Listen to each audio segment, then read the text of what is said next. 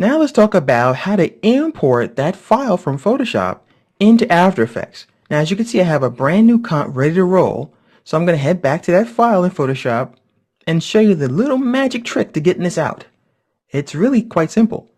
We're not going to use the 3D menu this time. We're going to go back to our traditional file menu and we're going to simply choose Save or Save As. And as you can see on my desktop, I already saved mine as walls.psd. But that's the magic. You don't save it as a JPEG or a TIFF or anything else but a regular old Photoshop document. So I'm going to call mine walls2.psd, make sure it's right here, and hit save. That's it. Now we'll head back to After Effects. After Effects requires us to bring the file in a certain file format, and you'll find out in just a second. So we're going to go to File, Import, File, and I'll bring in that walls2.psd. I'll hit Open, and this is the important part. This dialog box appears with the name of your file and the import kind.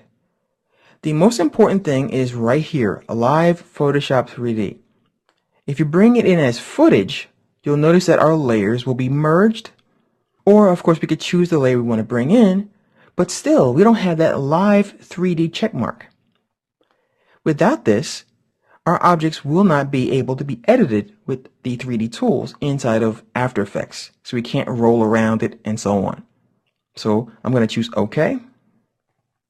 You'll notice that we have our walls, we have a preview, we have a solid that's brought in called the walls controller. We also have the layers here. So I'm going to go ahead and double click on the walls, and as you can see, here is our 3D object ready to rock.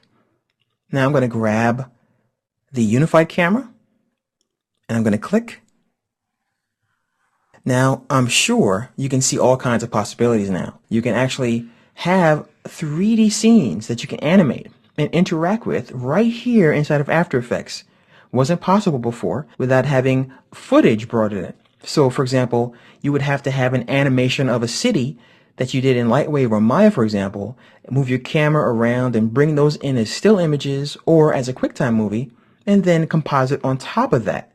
But now we can bring in our fog and our smoke while we are in a true 3D object.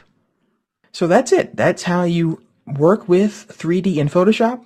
Add a very simple texture, move around on the different axes inside of Photoshop, save that out, and import it into After Effects.